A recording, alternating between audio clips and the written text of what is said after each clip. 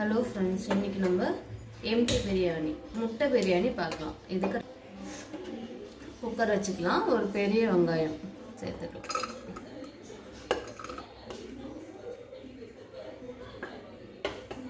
இது கூடவே நம்ம ஆல்ரெடி எடுத்து வச்சுருக்க ஏலக்காய், பட்டை, கிராம்பு, ஸ்டார் பூ எல்லாம் சேர்த்துக்கலாம். அடுத்து கடல் பாசி,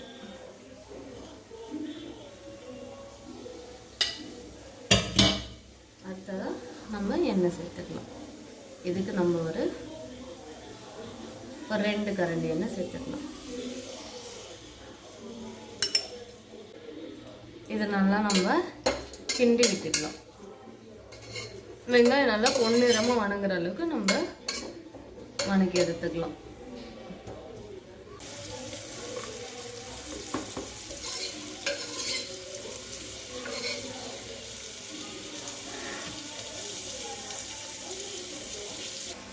பாருங்கள், வெங்காயம் நல்லா பொன்னிறமாக வணங்கி வந்துச்சு. இப்போ ஒரு பச்சை மிளகாய் 2 துண்டாக கட் பண்ணி சேர்த்துக்கலாம்.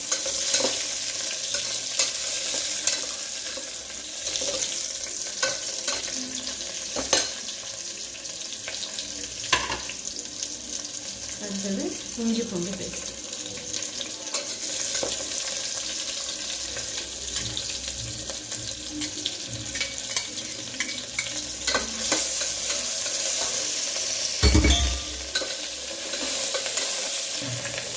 இஞ்சி பூண்டு பேஸ்ட்டு ஒரு 25 கிராம் இஞ்சி, 25 கிராம் பூண்டு.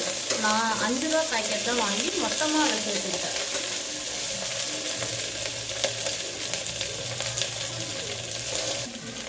ஸோ காஷ்மீரி சில்லி சேர்த்துக்கலாம்,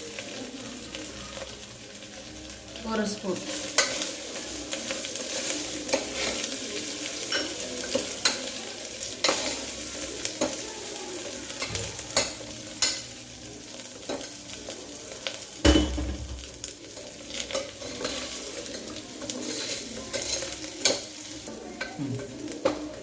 இப்போது நான் 1 தக்காளி ஆட் பண்ணிக்கிறேன். வெங்காயமும் தக்காளியும் சேம் அளவாக, ஒரே அளவாக நம்ம ஆட் பண்ணிக்கலாம். இது கம்மி, அது அதிகம் அப்படி இருந்தால் நமக்கு டேஸ்ட்டு நல்லா வராது. ரெண்டுமே ஒரே அளவு. இப்போ 1 தக்காளினா 1 வெங்காயம் அந்த மாதிரி நம்ம சேர்த்துக்கலாம். நான் இப்போ 1 தக்காளி 1 வெங்காயம் சேர்த்துருக்கேன்.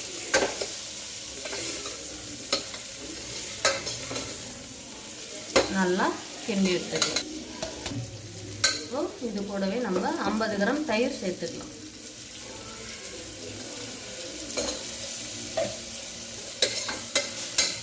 சேர்த்துட்டு நல்லா கிளறி விடணும்.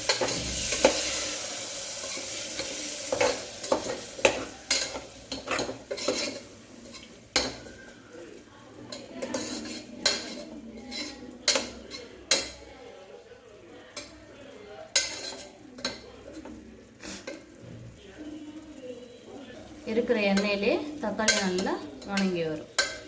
நல்லா வணங்கி வரட்டும், அது வரைக்கும் நம்ம வெயிட் பண்ணணும். இப்போ புதினா நம்ம 1/4 கட்டு சேர்த்துக்கலாம். கூடவே மல்லியும் 1/4 கட்டு பொடி பொடியாக நறுக்கி சேர்த்துக்கலாம்.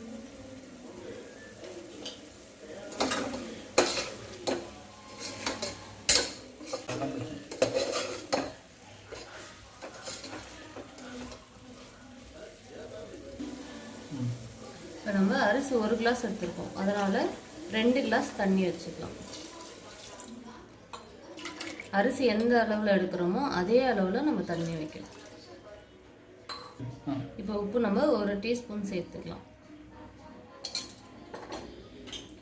நல்லா கிண்டி விடுங்க.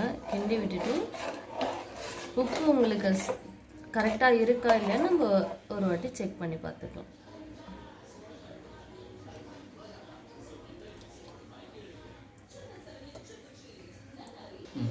இப்போ உப்பு நமக்கு கரெக்டாக இருக்குது. ஸோ புளிப்பு தன்மை கொஞ்சம் இருக்கணும் பிரியாணிக்கு. அதனால் ஒரு 1/4 லெமன் போல் நம்ம புழிஞ்சு விட்டுக்கலாம்.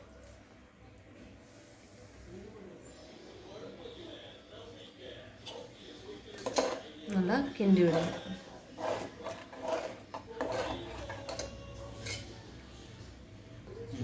இப்போ நம்ம விசில் போடாமல் மூடியை மட்டும் மூடி எடுத்துக்கலாம். ஒரு கொதி வரட்டும்.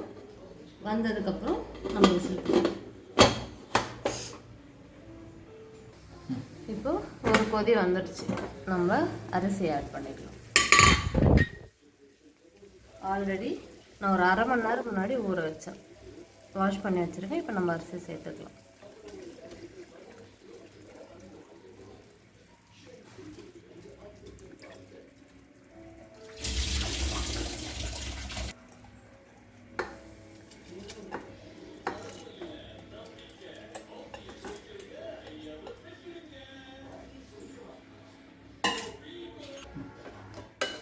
இப்போ கரண்டியில் நம்ம கிண்டாமல் சாதாரண மூழ்கிற மாதிரி இப்படி ப்ரெஸ் பண்ணி கொடுப்போம்.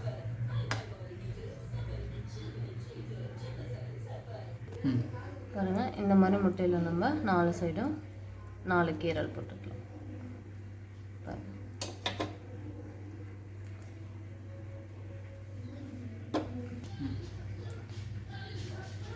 சும்மா மேலாப்பில் நம்ம போடணும்.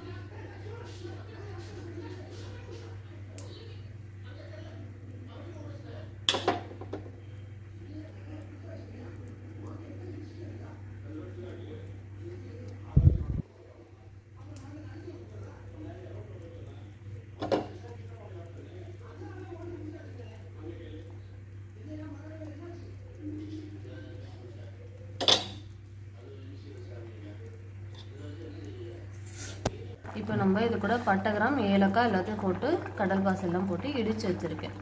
1 ஸ்பூன் வர மாதிரி இதை சேர்த்துக்கலாம்.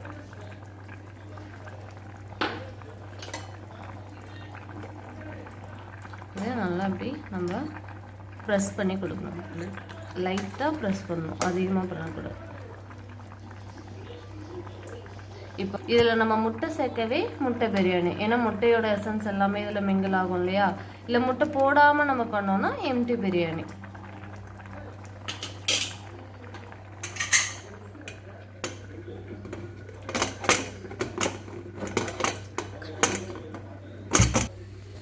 இப்போ ஒரு விசில் வந்துச்சு, நம்ம அடுப்பை ஆஃப் பண்ணிக்கலாம். அதில் இருக்கிற ஏர்லேயே தம் போட்ட மாதிரி நமக்கு முட்டை பிரியாணி ரெடி ஆகிடும்.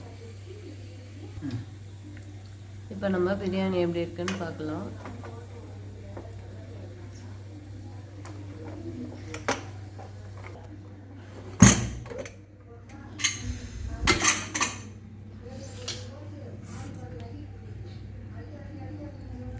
பாருங்க, தண்ணி இருக்கான்னு பார்க்கலாம். நம்ம